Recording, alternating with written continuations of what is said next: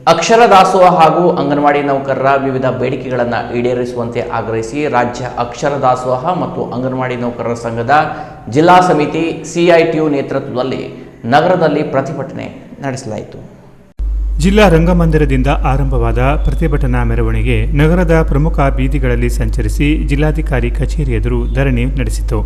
ಸುಮಾರು 600ಕ್ಕೂ ಹೆಚ್ಚು ನೌಕರರು ಪ್ರತಿಭಟನೆಯಲ್ಲಿ ಪಾಲ್ಗೊಂಡು ರಾಜ್ಯ ಹಾಗೂ ಕೇಂದ್ರ ಸರ್ಕಾರಗಳ ವಿರುದ್ಧ ಘೋಷಣೆಗಳನ್ನು ಕೂಗಿದ್ರು.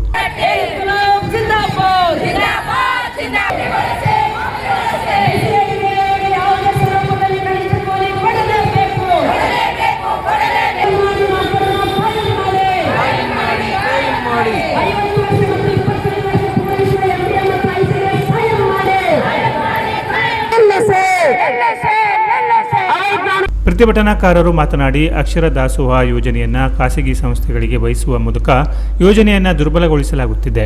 ಬಿಸಿಯೂಟ ಕಾರ್ಮಿಕರ ವೇತನ ಹೆಚ್ಚಳ ಸೇರಿದಂತೆ ಅವರ ಹಕ್ಕುಗಳನ್ನು ಸರ್ಕಾರ ನಿರ್ಲಕ್ಷಿಸುತ್ತಿದೆ ಎಂದು ಆರೋಪಿಸಿದರು. ಬಿಸಿಯೂಟ ಕಾರ್ಮಿಕರಿಗೆ 7,000 ವೇತನ ಹೆಚ್ಚಳ, 6 ಗಂಟೆಗಳ ಕೆಲಸದ ಅವಧಿ, ಆರೋಗ್ಯ ವಿಮೆ, 10,000 ರೂಪಾಯಿ ಮಾಸಿಕ ಪಿಂಚಣಿ, ಕನಿಷ್ಠ ವೇತನ, ಖಾಸಗೀಕರಣಕ್ಕೆ ಕಡಿವಾಣ ಹಾಗೂ ಕರ್ತವ್ಯ ನಿರ್ವಹಣೆಯ ವೇಳೆ ಮೃತಪಟ್ಟರೆ 25 ಲಕ್ಷ ರೂಪಾಯಿ ಪರಿಹಾರ ನೀಡಬೇಕು ಎಂದು ಒತ್ತಾಯಿಸಿದರು.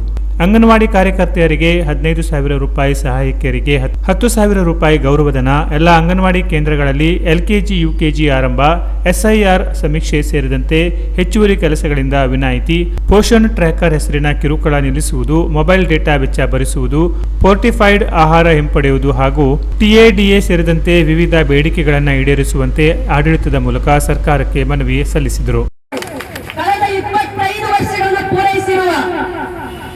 Mid day meal service MDM ಇದರಲ್ಲಿ ಕೆಲಸ ಮಾಡತಕ್ಕಂತ ಅಕ್ಷರ ದಾಸೋಹ ಎಂದು ಕರ್ನಾಟಕದಲ್ಲಿ ಕರೆಯಲ್ಪಡುವ ಒಂದು ಯೋಜನೆ. ಅದರ ಎಲ್ಲ ಬಿಸಿ ಅಡಿಗೆ, ಮುಖ್ಯ ಅಡಿಗೆ, ಸಹಾಯಕ ಅಡಿಗೆಯವರು ಬಿಸಿ ಅಡಿಗೆಯನ್ನು ಬಂದ್ ಮಾಡಿ ಈ ಒಂದು ಮುಷ್ಕರದಲ್ಲಿ ಪಾಲ್ಗೊಂಡಿದ್ದಾರೆ. ಕರ್ನಾಟಕದ 1,11,000 ಜನ, ಹಾಗೆಯೇ ಭಾರತ ದೇಶದಲ್ಲಿರ್ತಕ್ಕಂಥ 11 ಲಕ್ಷಕ್ಕೂ ಹೆಚ್ಚಿನ ಜನ ಈ ಮುಷ್ಕರದಲ್ಲಿ ಪಾಲ್ಗೊಂಡಿದ್ದಾರೆ. ಆಶಾ ಕಾರ್ಯಕರ್ತೆಯರು ದೇಶದ ಬೇರೆ ಬೇರೆ ರಾಜ್ಯಗಳಲ್ಲಿ ಸಿಐಟಿಯ ನೇತೃತ್ವದಲ್ಲಿ ಇವತ್ತು ಅಣಿನೆರೆದಿದ್ದಾರೆ. ಕರ್ನಾಟಕವನ್ನು ಕೆಲವು ಕಡೆ ಅಣಿನೆರೆದಿದ್ದಾರೆ. ಕೆಲಸದ ಬಾಹುಳ್ಯ ಮತ್ತು ಸಂಯೋಜನೆಯ ಅವರೇ ವಾಸ್ತವಿಕ ಪ್ರಮಾಣ ಪತ್ರವನ್ನು ಕೊಡ್ತೇವೆ. ನಿಮ್ಗೆ ಮತ್ತೇನ್ ಬೇಕು? ವಾಸ್ತವಿಕ ಪ್ರಮಾಣ ಪತ್ರ ಬಿಟ್ಟರೆ ಇನ್ನೇನ್ ಬೇಕು? ಅದನ್ನ ಬಿಟ್ಟು ಅವ್ರು ಇಲ್ಲಿ ಇರಲೇಬಾರ್ದು, ಅವ್ರ ಬಾಡಿಗೆ ಮನೆಯಲ್ಲಿ ಇರಬಾರ್ದು, ಅವ್ರು ಹೊರಗಡೆ ಹೋಗ್ಬೇಕು ಅನ್ನೋಂಥದ್ದು ಇದು ಕಾಯ್ದೆನಾ? ಇದು ಕಾನೂನಾ? ಇವತ್ತು ವಾಸ್ತವ ಪ್ರಮಾಣ ಪತ್ರ ಇದು ಕೊಟ್ಟರೆ ಅವರು ಇಲ್ಲಿ ವಾಸ್ತವ ಇರ್ತಾರೆ, ಇಲ್ಲಿ ಇರಬಾರ್ದು ಅಂತ ಹೇಳೋದು ನಾವ್ಯಾರು? ನಮ್ಮ ದೇಶದ ಜನ ಅಲ್ವಾ ಅವರು? ನಮ್ಮ ದೇಶದಲ್ಲಿ ವಾಸ್ತವ ಆಗಿಲ್ವಾ?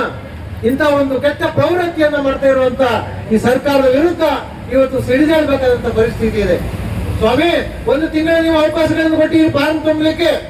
ನೀವು ಹೇಳಿದ್ರಿ 11 ದಾಖಲೆಗಳನ್ನ ಕೊಡಿ ಅಂತ ಹೇಳಿದ್ರಿ. 12ನೇ ದಾಖಲೆ ಮನವಿ ಸ್ವೀಕರಿಸಿದ ಜಿಲ್ಲಾಧಿಕಾರಿ ಕೆ. ಲಕ್ಷ್ಮೀಪ್ರಿಯ ಮುಂದಿನ ವಾರ ಸಂಬಂಧಿತ ಇಲಾಖೆಗಳ ಅಧಿಕಾರಿಗಳ ಸಭೆ ಕರೆದು ಸಂಘದ ಮುಖಂಡರೊಂದಿಗೆ ಚರ್ಚಿಸಿ ಸೂಕ್ತ ಕ್ರಮ ಕೈಗೊಳ್ಳುವುದಾಗಿ ಭರವಸೆ ನೀಡಿದರು. ಪ್ರತಿಭಟನೆಯಲ್ಲಿ ಯಮುನಾ ಗಾಂವ್ಕರ್, ಲಲಿತಾ ಹೆಗಡೆ, ಶಾಂತಾರಾಮ್ ನಾಯಕ್, ತಿಲಕಗೌಡ ಸೇರಿದಂತೆ ಸಂಘದ ಮುಖಂಡರು ಹಾಗೂ ನೌಕರರು ಭಾಗವಹಿಸಿದರು. Canara plus news, Karwar.